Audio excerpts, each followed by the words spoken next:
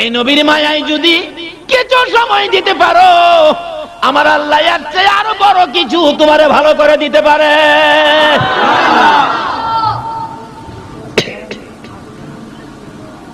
হাবিব বিন মালিক আশ্চর্য হয়ে গেলেন, কি ব্যাপার মা, তোমার রূপ ভালো হলো, এই ওষুধ কোত্থেকে পাইলে? হাবিব বিন মালিকের মেয়ে দুইটা চোখের পানি জর্জর করে ছেড়ে দিছে। বাবা গো, যেদিন দিনের বেলা তুমি আখিরি নবীর হাত ধরে কালিমা পড়েছো, ওই দিন রাত্রে আমি ঘুমাইতে না ঘুমাইতে আমার নবী ঘরের দরজায় দাঁড়াইছে, আমার দিকে লক্ষ্য করে ডাকতেছে, রে হাবিব বিন মালিকের মেয়ে, দরজাটা খুলে দেয়, আমি আখিরি নবী। পারবো নি যাইতো? পারতো না যাইতো?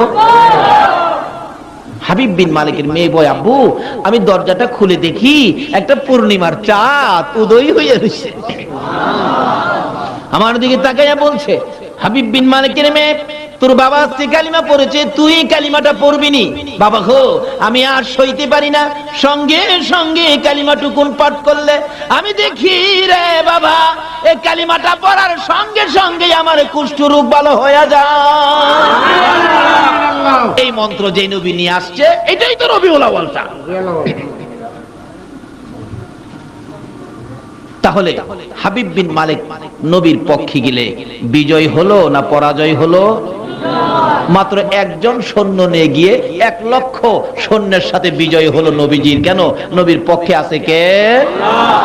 আসুন সেই নবীর টাকা উদ্ধার করব আবু জাহেলের কাছ থেকে। আচ্ছা পারবো নি? যাইতাছে, খেলাছিনি কথা না, এই লোকটা একটু গিয়া গিয়া জিগাই, হুজুর পারবেন নি? কারণ আবু জাহেল তো বড় নেতা, লক্ষ লক্ষ মানুষ তার কথায় উঠে বসে করে, বেটা চিন্তা করিস না, আয়। যে আবু জাহেল নবীজির বাড়ির সামনের বাড়িটা, একবারে কাছাকাছি বাড়ি, যারা গেছেন দেখছেন, ডাকতেছে, চাচা চাচা চাচা। কোন ডাকটা নরম না গরম? আমার এই কথা এত দূরে যাওয়ার অর্থ হলো, সত্যের ডাক, সত্যের পাওয়ার বেশি হবে না কম হবে, এটা বুঝাবে নাকি? নবী সত্যের ডাকে, চাচা চাচা। আবু জাহেলকে, বাবা রে, এত গরম পাওয়ার কোত্থেকে পাইলো বাতিজা? এত কড়া ডাক ডাহে কি বাতিজা? এত সাহস করতে পাইলা? কয়জন মানুষের নেতা হইছো, নেতাগিরি দেখাইতাইছো? আমি আবু জাহেল লক্ষ মানুষের নেতা, কই নেতাগিরি দেখাইতাইছো? তুমি বলে টাকা মারছ? নবী কি কয়? টাকা বলে মারছ? নবীর চোখগুলি কি টাকা বলে মারছ? বাবা রে, এই মাতবুরি কবে তে লইলা?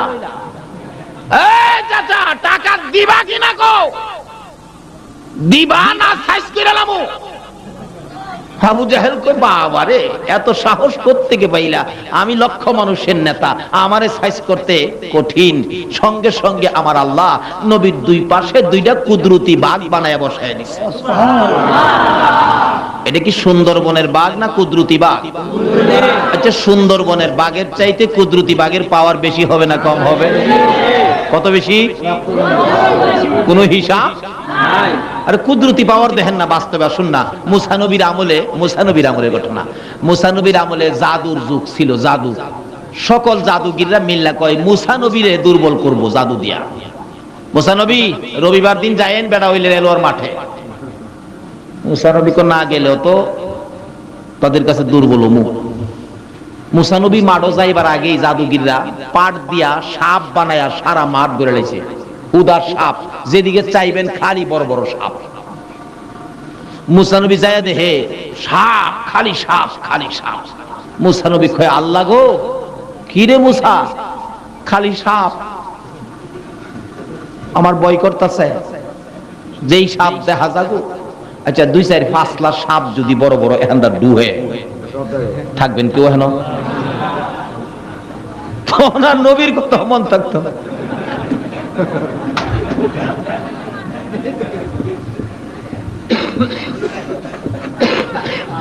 মুসা নবী কয়, খোদা গো, ভয় করে, খালি সাপ, খালি সাপ, খালি সাপ। আল্লাহ কো, ভয় পাইস না, তুই কি করমু? তোর হাতে কি? লাডি। লাডি থাকতে ভয় কিসের? লাডি দামি একটা বাইরেতে বাইরেতে হেইতে না, মানে সাপ কিরলে তো না খাইয়া। কয় তোরে বাইরে কইছি না তো, তোর হাতে কি?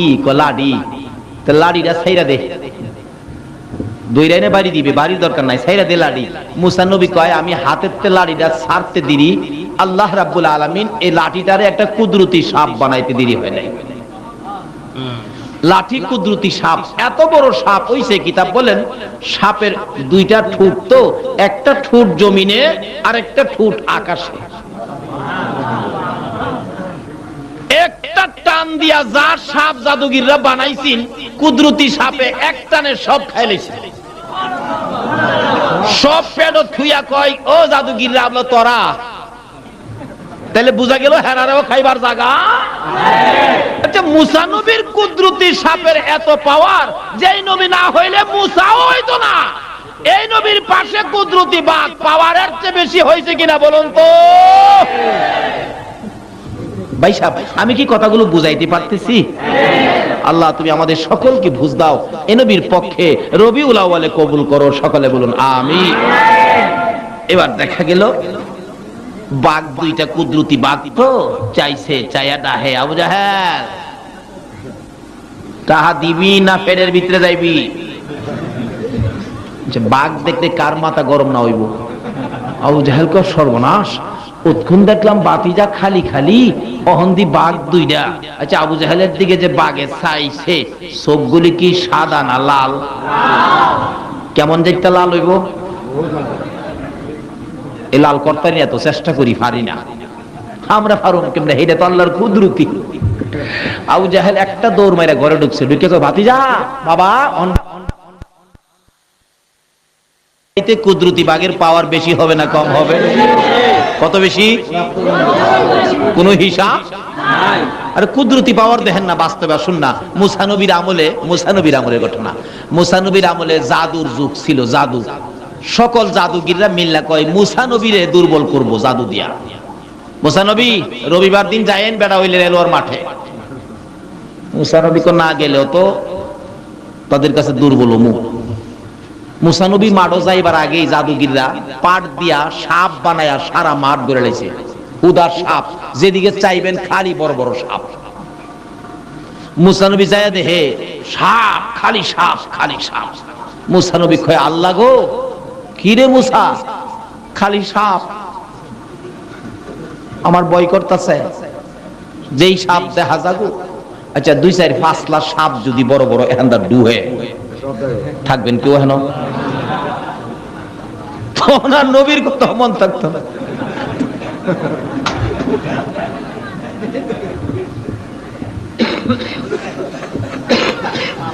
মুসা নবী কয় খোদা গো, ভয় করে, খালি সাপ, খালি সাপ, খালি সাপ। আল্লাহ কো ভয় পাইস না, কি করমু? তোর হাতে কি? লাডি। লাডি থাকতে ভয় কিসের? লাডি দামি একটা বাইরেতে বাইরেতে হেইতে না আমারে সাপ কিরলে তো না খাইয়া। কয় তোরে বাইরেতে কইছি না তো, তোর হাতে কি? লাডি। তো লাডিটা ছাইরা দে। দুই লাইনে বাড়ি দিবে, বাড়ির দরকার নাই, ছাইরা দে লাডি। মুসা নবী কয় আমি হাতের তে লাডিটা ছাড়তে দিরি, আল্লাহ রাব্বুল আলামিন এই লাঠিটারে একটা কুদরতি সাপ বানাইতে দেরি হয় নাই। লাঠি কুদরতি সাপ, এত বড় সাপ হইছে, কিতাব বলেন সাপের দুইটা ঠোঁট, তো একটা ঠোঁট জমিনে আর একটা ঠোঁট আকাশে। একটা টান দিয়া যা সাপ জাদুগিররা বানাইছেন, কুদরতি সাপে এক টানে সব খাইলেছে। সব পেট থুইয়া কয় ও জাদুগিররা আমলো তোরা, তাহলে বুঝা গেল হেরারেও খাইবার জায়গা। আচ্ছা, মুসা নবীর কুদরতি সাপের এত পাওয়ার, যেই নবী না হইলে মুসাও হইতো না। এই নবীর পাশে কুদরতি বাঘ পাওয়ারের চেয়ে বেশি হয়েছে কিনা বলুন তো ভাই সাহেব। আমি কি কথাগুলো বুঝাইতে পারতেছি? আল্লাহ তুমি আমাদের সকলকে বুঝ দাও, এ নবীর পক্ষে রবিউল আউয়ালে কবুল করো, সকলে বলুন আমিন। এবার দেখা গেল বাঘ দুইটা কুদরতি বাঘ, তো চাইছে, চাইয়া ডাহে আবু জাহেল তাহা দিবি না পেটের ভিতরে যাইবি? বাঘ দেখতে কার মাথা গরম না হইব? আবু জাহেল কয় সর্বনাশ, উৎক্ষণ দেখলাম বাতিজা খালি খালি, অহন্দি বাঘ দুইটা। আচ্ছা, আবু জাহেলের দিকে যে বাঘে চাইছে, চোখগুলি কি সাদা না লাল? কেমন দেখতে লাল হইব? এই লাল কর্তারি এত চেষ্টা করি পারি না, আমরা পারুম কেমনে, এটা তো আল্লাহর কুদরতি।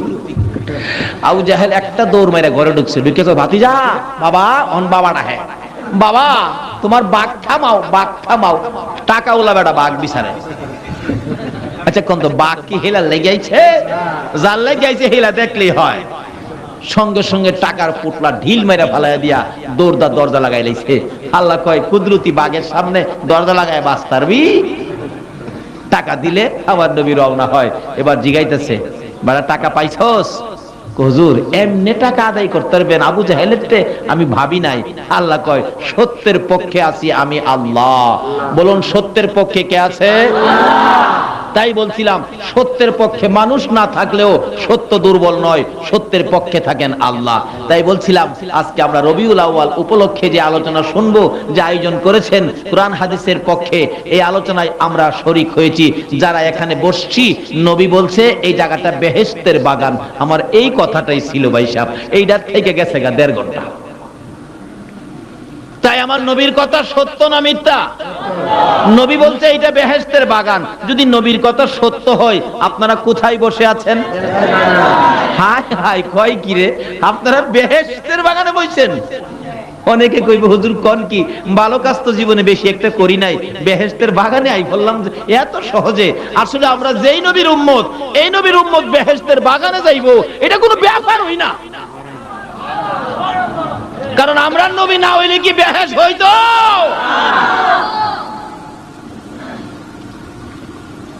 আমরা যাইতাম না, যাইতো কে?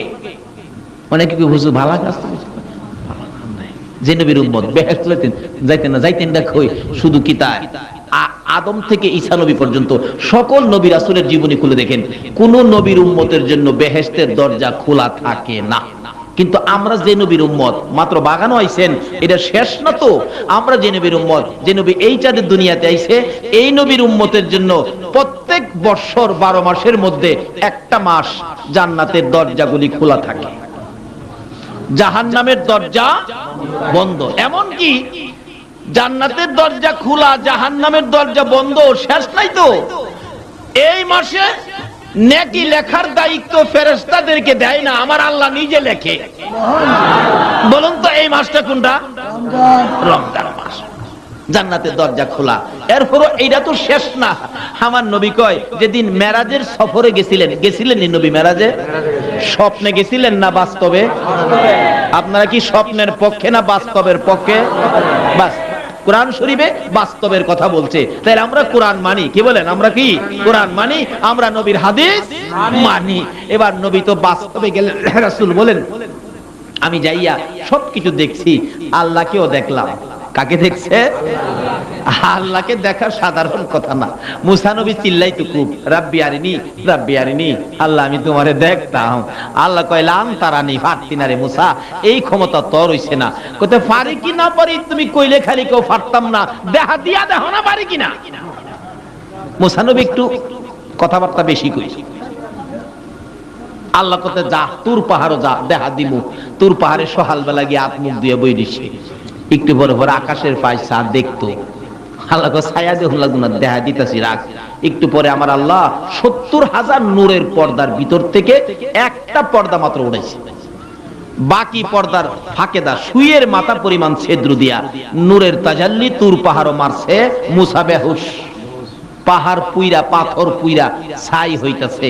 বহুদিন পর আল্লাহ মুসারে জিগায়, এই মুসা উঠছস? এই মুসা, হ্যাঁ চোখ কষালে, তোর আল্লাহরে কেমন দেখছস? কি আর দেখলাম, কি যেন একটা বিজলি মারলো, আমি তো বেহুশ। আল্লাহ কই মুসা রে, এই তোর আল্লাহরে দেখার পাওয়ার তোর নাই। একমাত্র স্বচক্ষে পাশাপাশি বসে কাবা কাউসাইনে আমার আল্লাহকে দেখেছে আমার আপনার নবী মুহাম্মদুর রাসূলুল্লাহ। আজকে আমরা সেই নবীর উম্মত হয়ে রবিউল আউয়ালে বসেছি। আসুন না দেখি কত যে বরকতের বাজেট।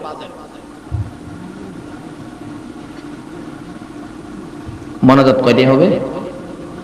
আমার সময় কতটুকু দিবেন তো? সময় দিবেন তো? কমিটির লোক নাই?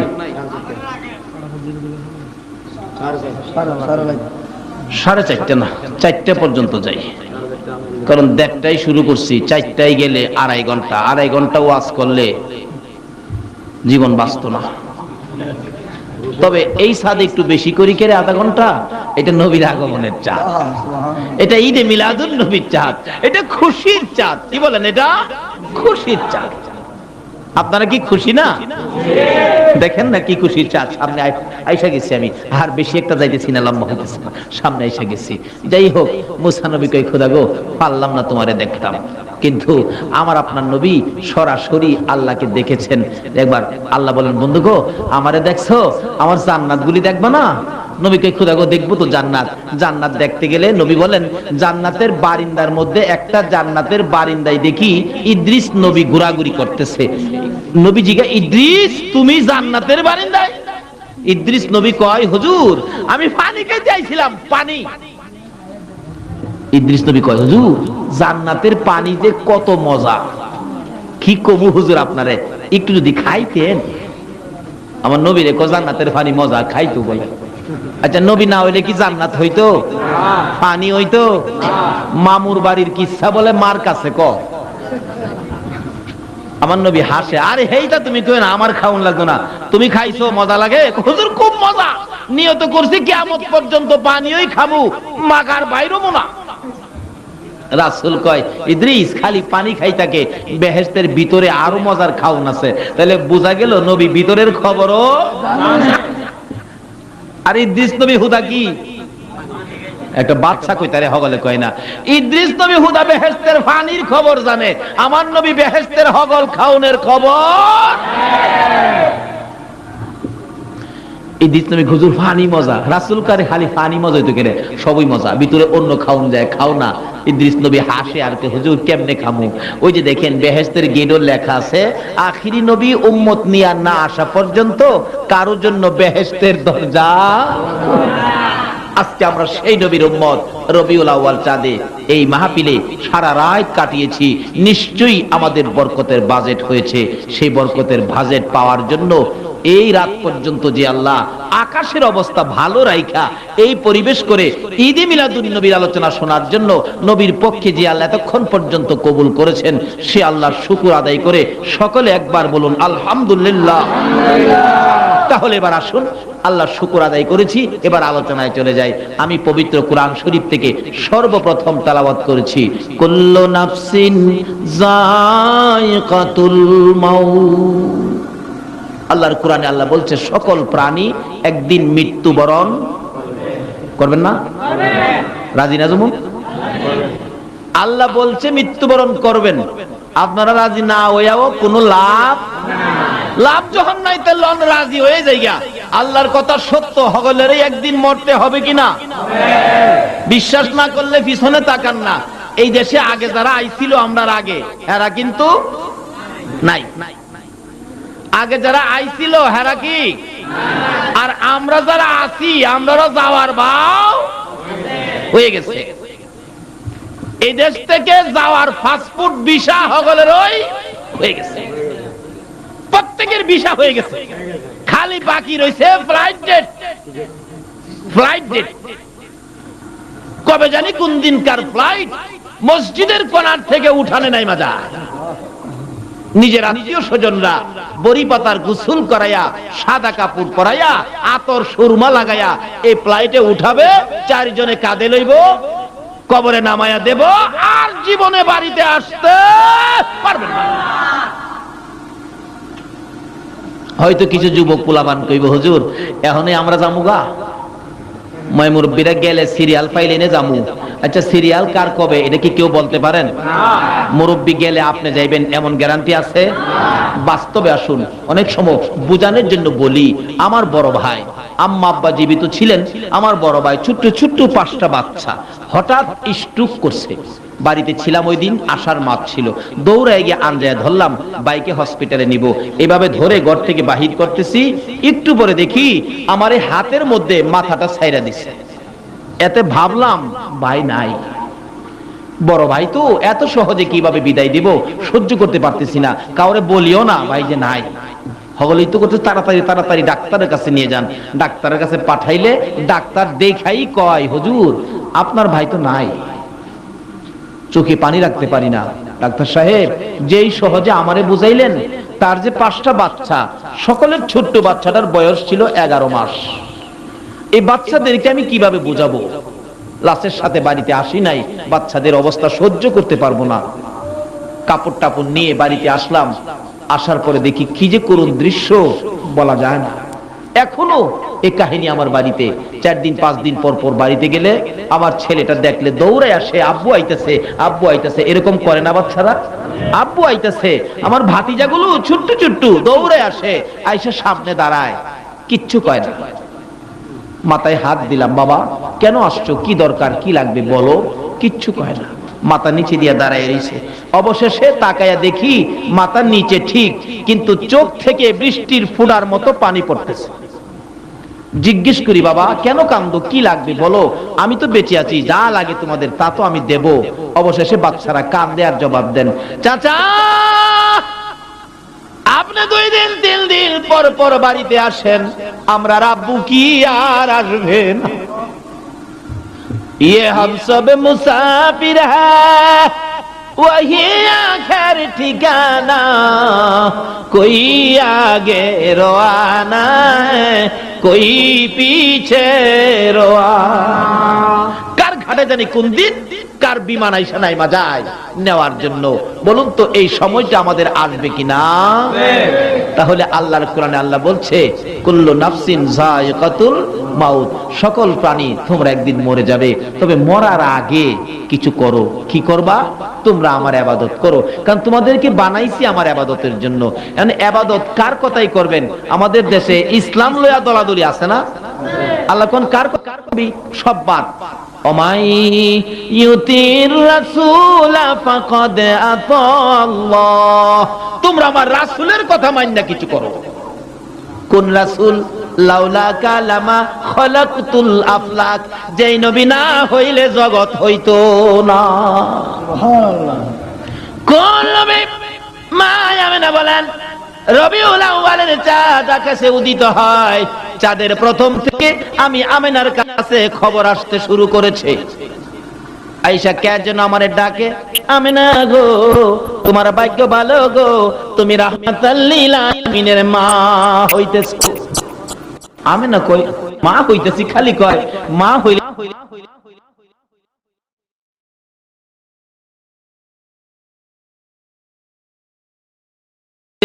অবস্থান একটু পরিবর্তন হয়। কি বলেন? আমাদের মা আমাদের কি পেটে নেওয়ার পর মার অবস্থাটা পরিবর্তন হয়েছিল, পেট একটু বড় হয়েছে, মা শরীরটা ক্লান্ত, ভারী ভারী হয়েছে, মা ঠিক মতো বসতে পারে নাই, ঠিক মতো শুইতে পারে নাই। আমরাও মার শুইতে দেই নাই, রাত্রে মা ঘুমাইলে মার পেটে থেকে লাথি মারছি, মা ওইটা বসে গেছে, বসার মধ্যে লাথিটা মারছি, লাথিটা মায়ের কলিজাটার মধ্যে লাগছে।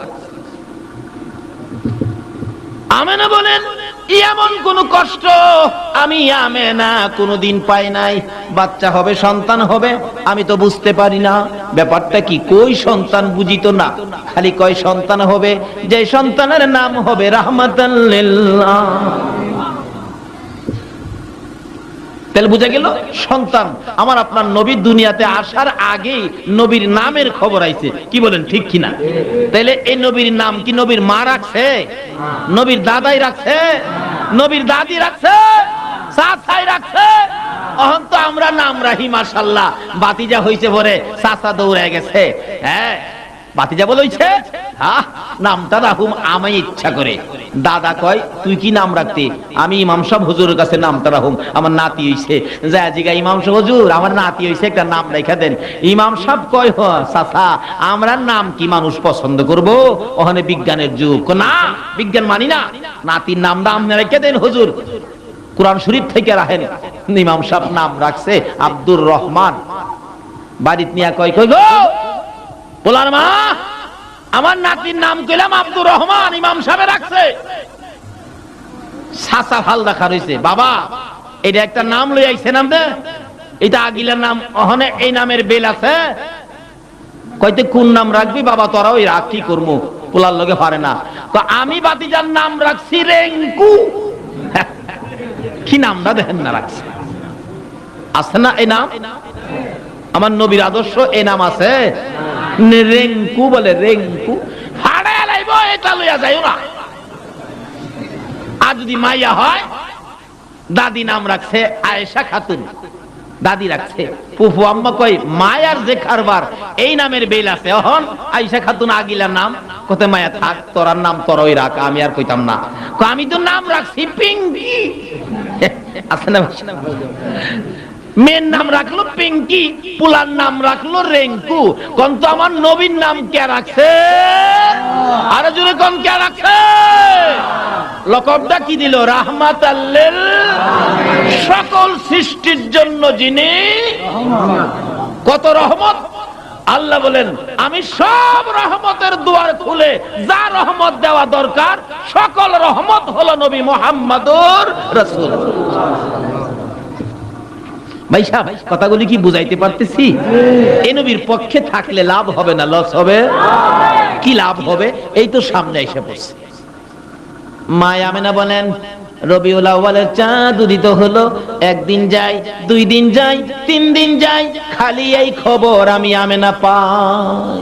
আজকে 11 তারিখ, কালকে 12, নবীজি দিন দুনিয়ার জমিনে আসবে। আমেনা বলেন 11 তারিখ সকাল থেকে দেখি কে যেন আসবেন, কিসের খবরে যেন মক্কার বালুর কণা, পাথরের কণা পর্যন্ত নাচতেছে। আরে কি ব্যাপার, ব্যাপারটা কি? এমন কি দেখি খানায় কাবা পর্যন্ত খুশিতে থরথর করে কাঁপতেছে। পাহাড়গুলি যেন একজনের সাথে আরেকজন যেন খুশির আলাপ করতেছে। সুবহানাল্লাহ।